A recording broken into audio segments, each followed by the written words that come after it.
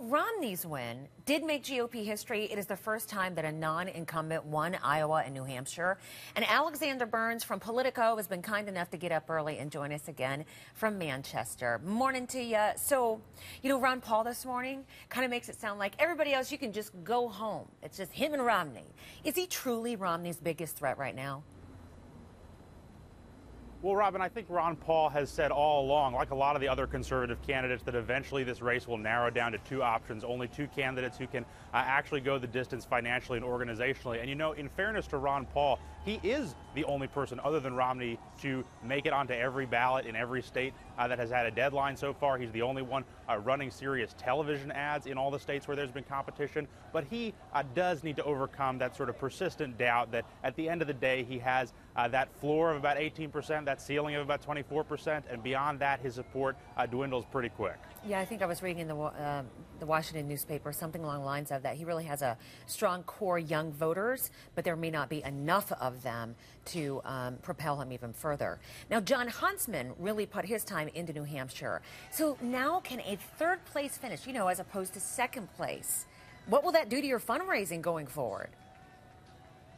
Well, for Jon Huntsman, there's one person who's very important when it comes to fundraising, and that's his father, Jon Huntsman Sr.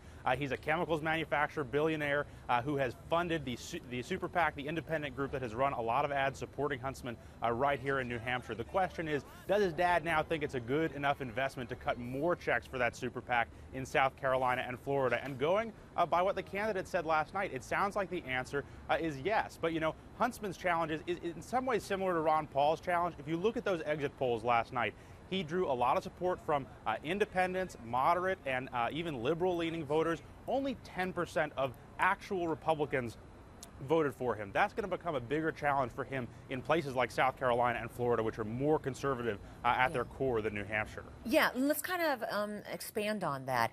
Let's talk about the people, behind the politics here. South Carolina's next. How is that vastly different of a game there than we had in New Hampshire? Because in South Carolina, you do have core conservative voters, whereas Romney is considered to be a moderate.